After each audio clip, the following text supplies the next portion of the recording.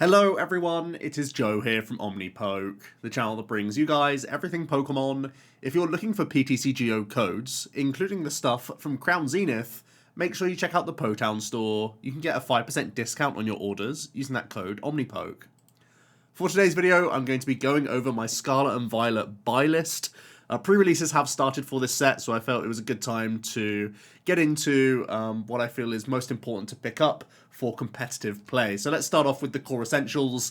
These are cards that I'm expecting to be involved in tier 1 or 2 contenders, or have an obvious future potential with powerful abilities and such. So we will start with the trainer cards. We have Beach Court. This is obviously a very strong stadium card, going to go into Lost Zone variants, going to go into Miraidon based decks, so definitely a strong card. I feel like although we're not really adding the full 4 copies into these decks right now, this is a strong enough stadium that I just want to have 4 of them.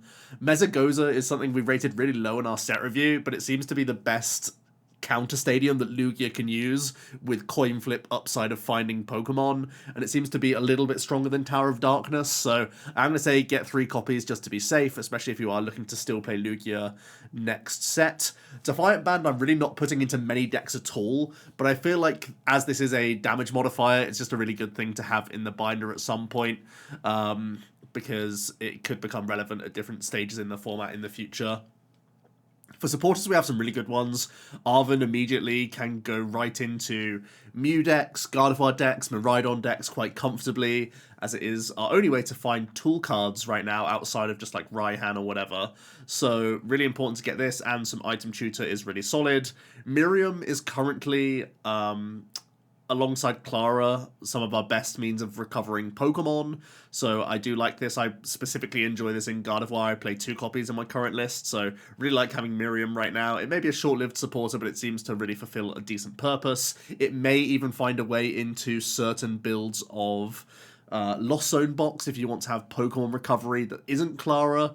This can give you a draw 3 option, so it's not too shabby, to be honest with you. And then Penny definitely feels like one that has great future potential, but also could be a little bit cheeky with some control combos as well, so definitely a decent card to pick up a full 4 count of. The Team Stargrunt as well, I don't really have anything specific in mind for this card, but it is a decent control tool to have in the binder. And then Nestball, it is a reprint, so you can go out and buy Sun and Moon copies of Nestball if you really want to right now, but I feel like definitely getting 4 copies of this is going to be mandatory in all sorts of decks in really high counts. Onto the Pokemon then. Gardevoir EX, definitely one of the flagship Pokemon of the set. Psychic Embrace, really, really strong ability. And we are going to only ever need 2 copies of this, I feel like, because you're going to split your evolution line with the non-EX Gardevoir, so this seems perfectly fine here. Oinkologne, I'm pretty certain it's more towards the lower tiers, but tanking is quite valuable, so I do think I'm a bit of a Oink believer right now. And I feel like the best way to play it is just basically a quad Oinkologne, and then you just have like support Pokemon, and this is literally your only attacker. So if you do believe in the pig, you can go for the 4/4 line. Koraidon is essentially just here for future potential. I don't feel like there is a successful fighting deck in the post-rotation format, but Dino Crow is just an amazing ability, and we are getting more promising fighting stuff coming out already that we've seen. So I think it could be worth picking a few of these up. Reverum, really nice ability. Again, this may not be one that has immediate play, but it's a very solid ability. And I think when we see things like Iono coming out in future, having these board-centric abilities that get you back into the game from low hand sizes are very valuable. In terms of immediate future, it could go alongside some like Palkia or Darkrai-based decks. I have tried it in Miraidon as a 1/1 line, but really didn't enjoy it at all, despite their deck playing so many like basic energy. Just a few anecdotes there. I don't think it has immediate potential, or like I don't think it sees immediate play, but it has a ton of potential as well. Miraidon and Electricity Generator sort of go hand in hand if you are a believer in lightning stuff. This tandem unit ability is absolutely bonkers, and this is a good enough attacking threat when you consider Generator and Regieleki V Max. The deck hasn't really had major tournament results just yet, but in Japan it has had a huge amount of like City League tournament results, which are still worth noting. And I feel like this deck could still sit around tier 2 as like a very consistent beat stick deck, essentially. So I am a bit of a believer in Miraidon still. And if not, as we get more lightning stuff, this just gets more versatile and more powerful as we go. So definitely some cards I'm going to be picking up. Klefki with that prank lock really can be frustrating. I can foresee this going into Miraidon-based builds right now. Maybe even things like Hisui and Zoroark add in cards like this to slow down things because you have another hit-and-run style attack. I've tried it in Gardevoir and not liked it, but again, this is just one of those abilities that you have to respect, and I think it's worth getting multiple copies of these because there can be build-around situations where this is just a really, really strong ability to hit and run into or just pass into in certain instances, and it's just a really annoying effect. Squovert, with that little ability that helps out your Bibarrel engine, seems reasonable.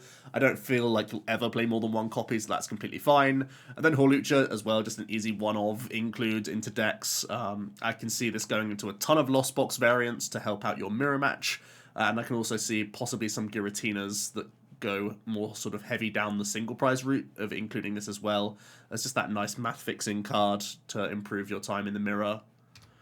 Onto the Believer buy list then. These are cards that may prove themselves to be mid-tier contenders or have a good amount of potential for the future. Burnett is item lock, so we have to give that a bit of respect. It can be used in sort of stalling plays alongside the Spidops EX as well, so I've sort of put these guys together if you are a believer in either of these sorts of approaches, or it can be used in some Psychic builds just to slow people down, whether it's like Shadow Rider or Gardevoir or something like that. I feel like overall it's not that strong, but it can just serve that purpose of slowing people down to buy time to build stuff behind it. So that's still a little bit reasonable. If you believe in the Spidops sort of control archetype, maybe with Zoroark, that could be a thing. Or if you want to see some Spidops Leafeon action, you can go for these as well. I feel like you have to buy multiple Spidops if you want to make it work, because it's really about its ability, and you want this to stack as much as possible, so your opponent is trapped into the active position. We have Quaquaval, really solid ability, and we've already seen Quaquaval EX, and they sort of work hand in hand. That's why I'm saying the 2 copies is probably all you'll need. This is a very flexible ability, and if we are leaning into like an Irida Rare Candy sort of deck, this becomes very important to play in that sort of 60. Armor Rouge also pretty interesting. We've seen Quagsire successful in the past. This is a basically fire spiritual successor. We only have Basim right now for support, but if we get more fire stuff in the future, this could definitely be a really strong card. Annihilate, a solid stage 2 that gets very powerful towards the late game. I feel like it's because it's an attacking presence, you want to have high counts of these if you really believe in the deck, because it won't just be... Well, I mean, possibly you get away with playing like 2 copies if it's only trying to come out into the late game stages, but I feel like leaning into this a lot would be the best way to get the most out of this attack. Both Slowbro and Arbeliever can do some weird like Healy shenanigans stuff. Obviously, Arbeliever is essentially a full heal on a rare candy effect, which is solid, and the Slowbro you sort of have to work in the heal effects, but it can take damage off your guys. So I feel like if we are going to have some tanking style archetypes, these are important cards to have for that binder. Ampharos EX, I'm not too big of a believer in this as much as I was, just because of the percentage meta share I'm expecting for Lost Box initially.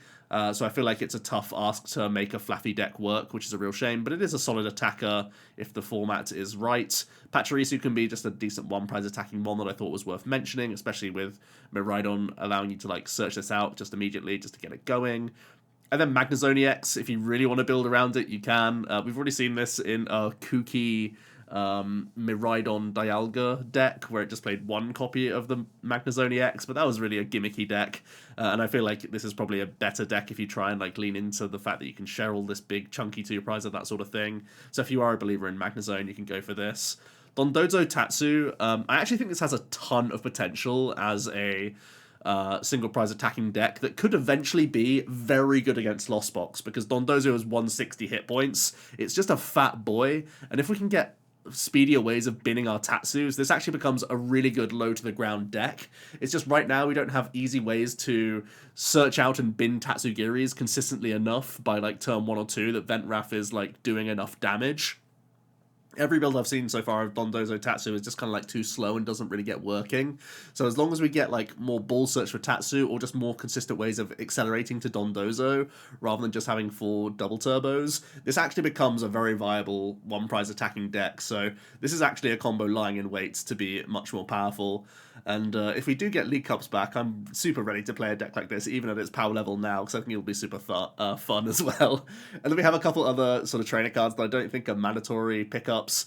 Rock Chestplate, I think, sort of gets overshadowed by the reprint, essentially, of Cape of Toughness in the second set of Scarlet and Violet, especially because fighting stuff isn't that relevant right now. I don't feel like it's worth picking up, but if you are wanting to play some fighting stuff immediately out the gate, you can pick up the Chestplates. Picnic Basket is a pretty cool way of healing, but I feel like it doesn't make it into Gardevoir overall, so it's going to be here. If you want to counter Hisuian Zoroark, if it's in your area or something like that, you can pick up the Picnic Baskets.